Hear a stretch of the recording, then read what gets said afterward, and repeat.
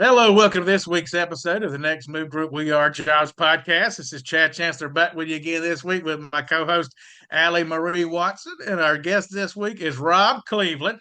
He is the president CEO of the Economic Development Organization in Northeast Louisiana. It's in the Monroe area, but covers multiple parishes. For the people out there not from Louisiana, you got to decode county to parish when you're talking to Rob and others. But Rob, welcome to our show. Thanks, Chad. Thanks, Allie. There's going to be a lot we have to decode when it comes to Louisiana and the rest of the country, but I'll do my best to not confuse folks.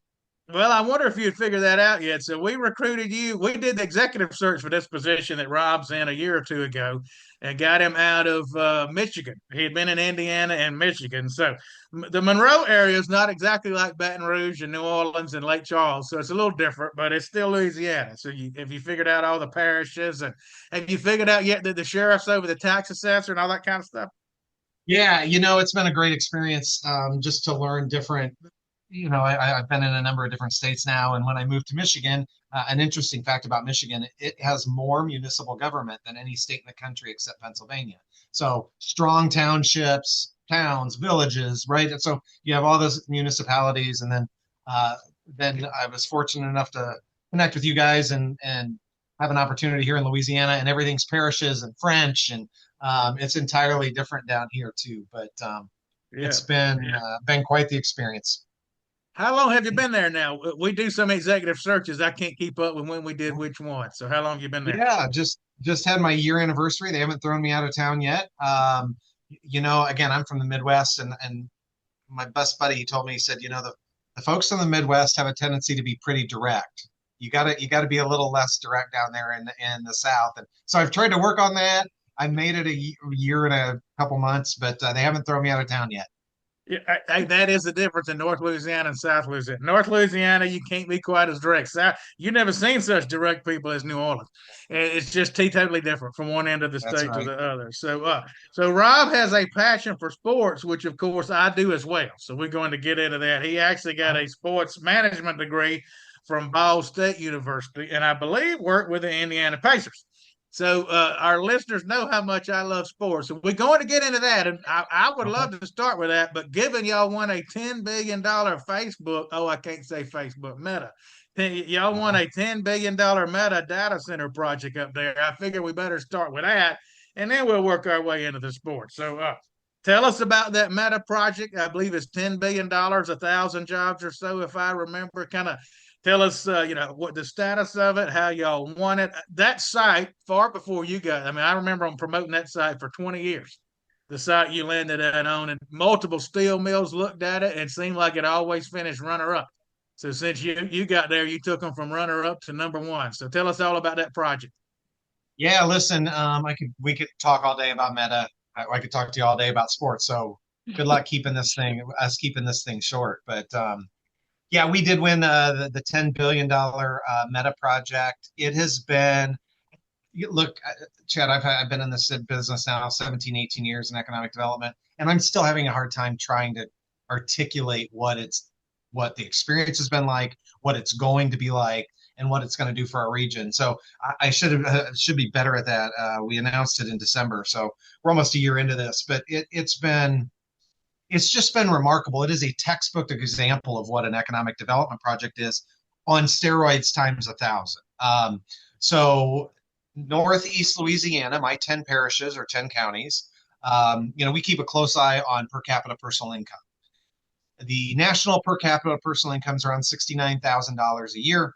In Louisiana, the per capita personal income is about 59, so about $60,000 a year, slightly below the national average.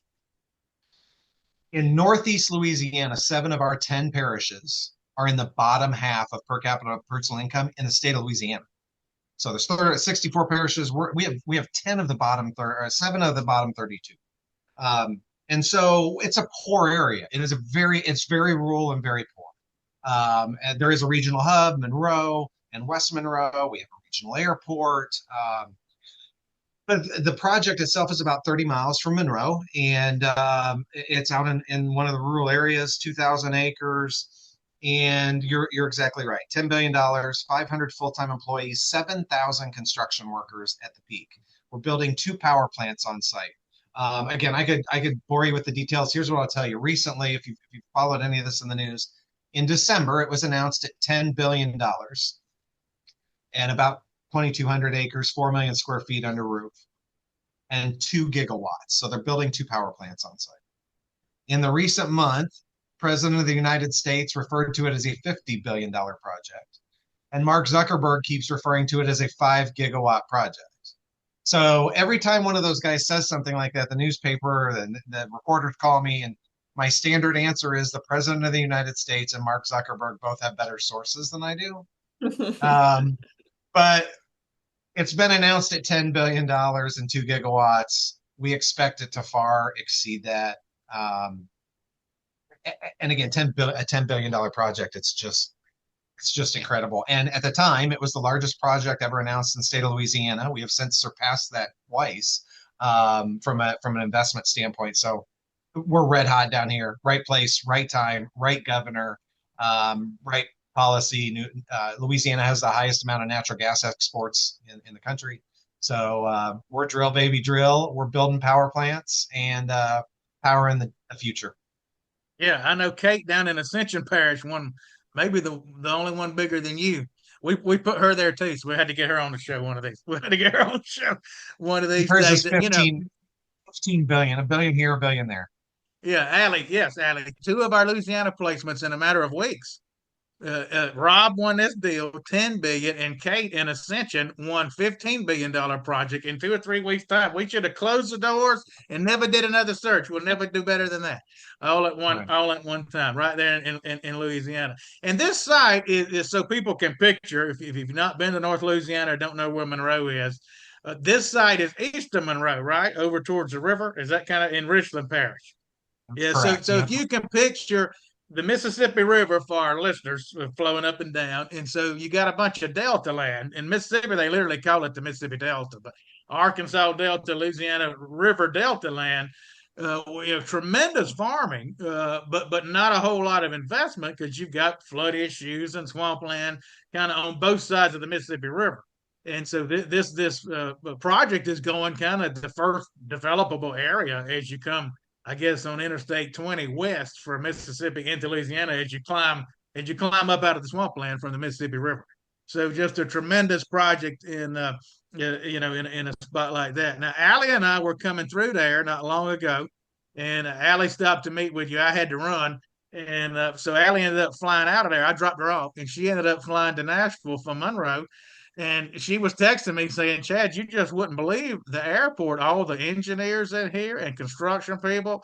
These are the things that we'll all talk about 7,000 construction jobs, but I don't know that anybody can picture that.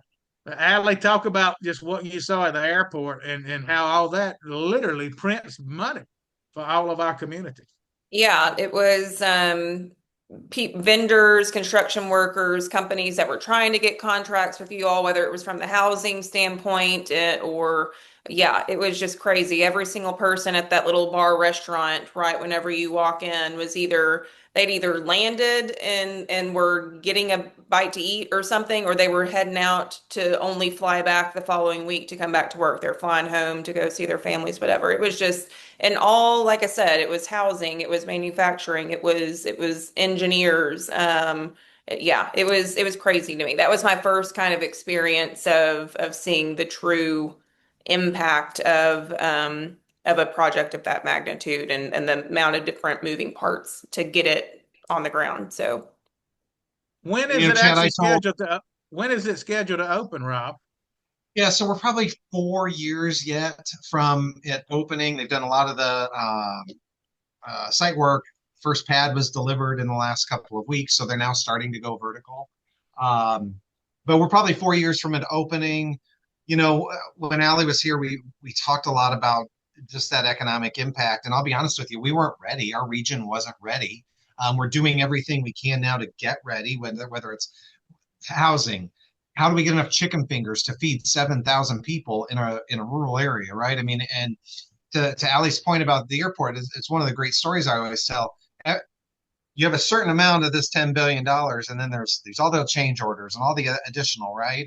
And so we're a small regional airport and it can be difficult to get rental cars. At least it was in the beginning of the process. And one of the general contractors, the project's so big, we have 3 general contractors.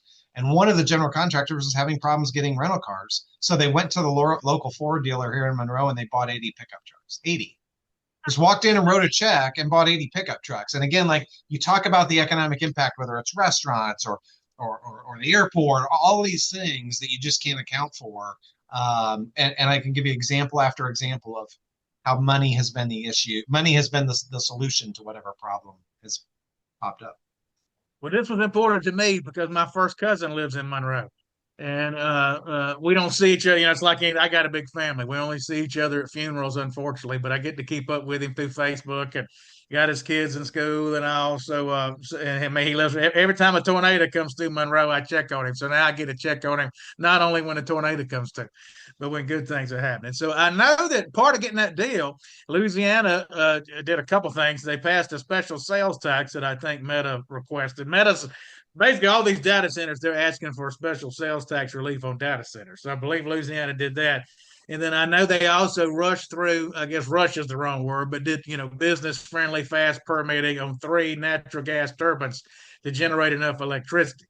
So talk about just kind of the pro business attitude you saw from your local legislators, the state and city and county or parish officials, just to, because when you get a project this big, they're going to have all kind of requests. So just talk about, kind of the can-do attitude and how y'all got it over the finish line.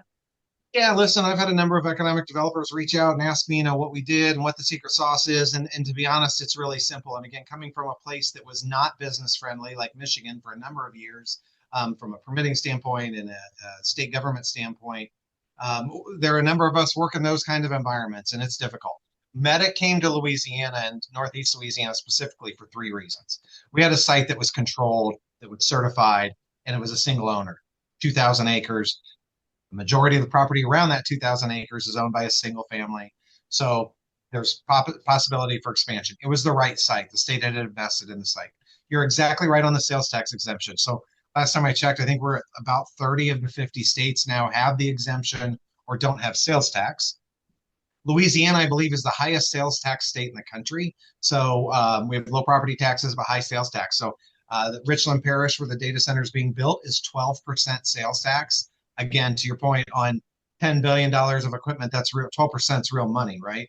So we had the sales tax exemption, we had the right land, and then it came down to Entergy, and our power provider, Entergy, has so obviously gotten support from the governor, gotten support from LED, and gotten support from the community. And Entergy has said, we'll do whatever we need to do within the Public Service Commission process to make this happen. And it's been you can see, you can read articles about it. Meta is paying for the generation. Meta is paying to build the power plants. So those power plants are not being put on the backs of ratepayers in the state of Louisiana. And that's a huge, right? And that is honestly changed the bar with how we're trying to recruit other data centers. We're not looking for developers. We're not interested in data centers that want to put the cost of electricity on the backs of taxpayers, because Meta didn't do it, so the rest of the other folks shouldn't do it either. So that's it. Entergy said yes, and Meta said we'll pay to build the power plants, and it was that simple. I got to say this without giving away too much, but Allie knows it's the truth. We were recently representing over the spring and summer a major manufacturing project that needed, I don't remember now how many megawatts. Like I said, it was over the side. I done forgot, but several hundred megawatts. And we kept kind of telling them the model that Meta used there, where they paid, for the natural gas turbines and so forth. I think Elon Musk is doing something similar in Memphis. I'm told. I don't know much about it, but I've been told that. And so we just kept preaching to them, this is the way to solve your power solution. And they didn't really want to hear that. But I think that more and more companies, if they want the low cost, reliable power, they're going to have to invest in that themselves and not just expect everybody else to do it. We preached it till we were blue, well, literally till I was blue in the face. Isn't that right, Allie? To the point that I told them, I don't know if we can represent you guys anymore if you aren't going to listen. This is the only way to do it. And we actually use you guys as an example. So now, Allie, I'm not crazy. Yeah, no. Yeah, I thought I was getting crazy at the end, having to have that same conversation. But yeah, and I think 25 times. Yes, 25 times. 25 times. And not just us, but the power companies themselves saying, we can't meet that deadline. We cannot get you to that power level without you buying in some and doing some yourself, and they just wouldn't hear it. So yeah. All right, Rob. So back to sports. I say that as I have the Indians and the Tigers. Well, they're not the Indians anymore. The Guardians and the Tigers playoff game on because I'm such a big sports fan. So it's 1-1 in the sixth. I don't know if you're a Tigers fan since you're from up that way. Well, are you? No, sir. That Detroit, we were closer to Chicago than Detroit. So So, you Cubs or White Sox? well, there's only one team in Chicago. That's the North Side. Well, they're going to be playing in a few minutes, so we better hurry up. But yeah, it's one to That's one right. in the sixth. 1-1 in the sixth. Sports management. Okay, so you go to Ball State. I've actually been by Ball State University. I don't know if a lot of people know where that is, but I know exactly where I've been by it, seen the football field. What was your interest in sports management? And I know you work with the Pacers. So do you know Reggie Miller? Because Alex, who's not on the call, Reggie Miller's his favorite player, the co-founder of our company. So I got to find that out. And how in the world did you transition from sports management into economic development? Yeah. So I know Reggie. He's anybody who knows him will tell you there. He's a great guy. He's my favorite player too. So great human being and a great dude. But yeah. So I was sports management. I worked in pro sports for 9 years. I worked for the Pacers. The first time we went to the finals in 2000, and I actually worked for the Fever as well, the WNBA team. Nobody knew who that was until 2 years ago. Now, Yeah, didn't now I have say Caitlin Pacers and Clark. Yeah, Fever. That's right. yeah. They lost Um, last night in a yeah. yeah, it was a tough one. So yeah, I worked for the Pacers and the Fever, and then I went to the IndyCar. I worked for Michael Andretti and his race team, and I spent 9 years in pro sports. It's what I wanted to do. I had a great experience, and I wouldn't change it for the world. But everything they taught me in college about pro sports was the truth. They don't pay you very well, and not only do you work when everybody else works, but you work when everyone else plays as well. So it's not real conducive to a family lifestyle. Not trying to dissuade anybody from doing it, from not doing it. It's a great experience for me, but then I was looking for something that was going to be a little bit better for my family, and I always tell a story. So usually nobody asks me about Reggie anymore. They used to ask me about Danica Patrick. That was always tell us about Danica Patrick. So I interviewed in a small county in Indiana for an economic development job. It was the third smallest county population wise, size wise, and population wise. And they offered me the job in the interview, which I was certainly not expecting. And I'll never forget, I was walking out with the board chair, and he said, "Look, we just can't believe we're going to get somebody who's going to move his family to this community who knows Danica Patrick." And I looked at him and I said, "Bill, I can't believe you're giving me a 50% increase. I think we're both winning." So that's how it started.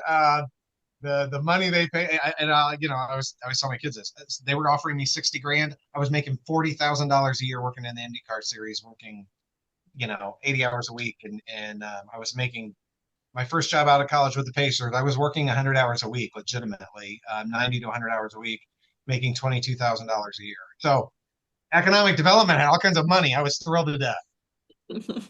Well, I can sit and talk basketball and baseball all day. I don't know one thing about racing, but Allie loves racing. Oh So, yeah. Allie, I'm gonna let you jump in. I know you're bound to have some racing questions. Yeah, I mean, there's a reason that Max Verstappen is the background on my on my phone. Yeah, no, She will text you on a Sunday morning at 5 a.m. watching the Formula One and if wherever they are, France or whatever. Literally, she wakes herself up in the middle of the night to watch it. I Well, do. let me tell you, Chad, there's two different kinds of race fans. There's open wheel racing fans, and then there's foolish racing fans. So Allie and I are on the right side Yeah. of of them. I did get my family got their start in the other, but we slowly worked our way up to elite the elite level. So yeah, I still watch it all. I enjoy it, but I'm not going to wake up at 5 a.m. for a NASCAR race, that's for sure. That's What's the right. next race you're going to, Allie? She just went to the Miami one. She usually goes to is it the Austin, Texas one? Yeah, Austin is in 2 weeks. I haven't decided if I'm going to go to that one or not yet, but we'll In see. Vegas. What Well, about I know Vegas? Vegas would be fun since it's a night race. Yeah, that one, maybe that one. We'll see. When does the race come to Nashville? It wrapped the IndyCar actually moved to have their final race of the season in Nashville. So it was at the Speedway, I think like 2, 3 weeks ago, I think. Mhm. Yeah, which is huge for Nashville to get that. And the city has really gotten behind the sport. So it's been fun. Well, Rob, I know you've mentioned to me before that, one of the things that you thought kind of helped you advance in the career was getting to know the various search firms, not just us, but the Jorgensens and SGRs and Winners and all of those folks. So talk about what was your first reaction when we called and pitched you Monroe, Louisiana. I say Monroe, it's a 10 parish region, but because my first cousin lives there, I just think of Monroe. How were we able to convince you out of Michigan to come to Louisiana? And has it been kind of what you thought, or have you learned a whole lot seeing it a different way, or what? Yeah. Yeah, great question. So it's exactly what I thought. And kudos to you guys for getting me there. You know, I think it changed my professional trajectory when I started getting familiar with you guys and, as you mentioned, Jorgensen and Winter Partners and some of those other groups out there.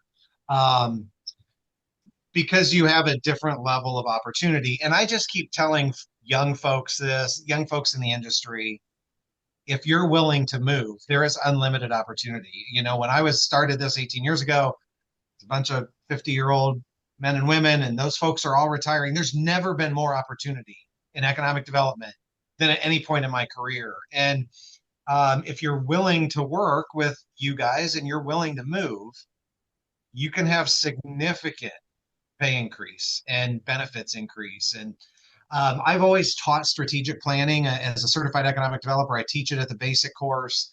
And I always try to tell the young people, the new people of the industry, the job has the quality of job really has nothing to do with how much the sun shines or your demographics or what you're getting paid. It's all about the expectations. And so, honestly, Alex called me. I had gone through a search with you guys before in another state, and I finished second. You chose the wrong guy, but it worked out for me in the long run. And so I'd gone through a search with you guys and Alex before, and it was really easy. And what I also like working with you guys is the first step is this video, right? You got to do a 3-minute video. And again, it's different at the time. It was different, and I like that, right? You were doing something a little innovative. So yeah, when Alex called about Monroe, Louisiana, he built trust, and I'd had good experiences with you guys. So my first reaction wasn't, well, it's Monroe. It's, what are the expectations? What are the resources available for us to do our job? And Alex and Allie and your team were able to answer those. Brought me here. I had a great site visit with the board and community leaders who assured me that they were going to be able to raise the money to do what we needed to do and prop up the organization. I had taken over an organization that was pretty stale, and at the time there were no employees, so I was going to be the first one in rebuilding the organization. And so um, I believe that the quality of folks you're dealing with are a different level. And so when you call, I listen, and it's everything you said it would be. And there's great people here. There's a ton of opportunity. We've got a great meta project, and even outside of that, Louisiana is a great state to be in right now. They got a great governor, a great Secretary of Commerce, and the state who's investing in sites. So we have a lot of product. I could go on and on all day about that, but um, for folks who are new, they need to get in front of you guys. They need to make themselves known to you because the amount of opportunity is at a level I've never seen before. Well, Alex says you did the best video interview we've ever done. So, at the risk of offending thousands of others, because we've now had thousands and they'll all watch this, he literally said you did the best video we ever had. And I have not sat and watched them all, so can't anybody blame me for that. But Alex says you were the best one. So I don't know if you got any tips to give other people on that, but he said yours was the best. Well, that's really nice of him to say. At the time I did mine, I was in Michigan, and the supreme governor there was making us all, triple mask and quadruple vaccinate. So I remember doing mine outside. So I don't know, that was the one tip. Like I had to go outside, or risk being arrested for doing something inside at the time. So maybe do yours Yeah. outside. Pick a sunny day and do it outside. Yeah. Well, as we wind down, I know you spent some time with Indiana Michigan Power. And we've all talked internally over the years. We love dealing with the power companies. They're probably our, I don't know if favorite is the right word, but easiest clients to work with. They don't have a lot of turnover. You know, a lot of these states have so much turnover.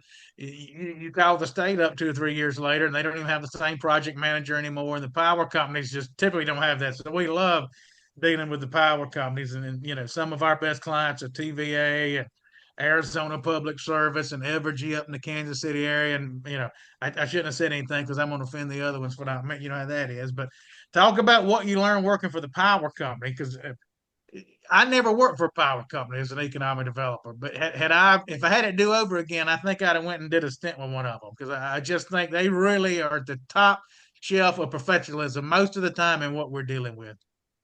Yeah, I would totally agree. Uh, they're all fantastic, whether it's AEP or Duke, and certainly in my case now Entergy. You know, that we have co-ops and all those other things as well. But it benefited me from just having an additional layer of infrastructure understanding, right? So much of what we do is water and wastewater and electric and fiber. And so my time there at AEP really helped me, even though it wasn't related to water, just to get an understanding of not only the process they go through, but how the engineers think and how it's not just what's going on at this site, it's an entire system planning that they're all working on. So I had great experiences there. I always like to tell the story. Tracy Hyatt Bosman, who's at Biggins, Lacey and Shapiro. Tracy's great, and you know, she said, "Rob, you're either the smartest ED person I know or the dumbest, because you're the only one I know who left a utility company at a young age." That's true. Um, so I did my time. I loved it. I love the folks at AP. They gave me a great experience, but I'm just better wired for local and community economic development, and so um, that was really my bread and butter. But I loved my utility experience, and it really did teach me a lot about infrastructure, and it's just so critical to what we do every day. Yeah, yeah. So we got any site selectors or manufacturers watching? We'll have a handful of them also. Consider this area. They got great sites. You know, good salt of the earth people. Louisiana Monroe is a great university. Louisiana Tech. I don't know if it's in your territory. If not, it's got to be right beside it. It Is is right Ruston in your beside. territory, or is it? It is not.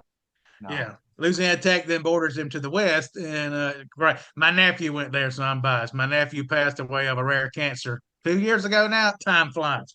So he literally graduated from Tech in December and got diagnosed with cancer and died in March, you know, right after he graduated. So Louisiana Tech's important to me and our family. So we're wishing you all the success in the world up there. And it really is a great area. So I'll give you the last word. I know you're coming to our Mardi Gras event in New Orleans in February, so we'll get you down to South Louisiana so you can see how the blunt people talk.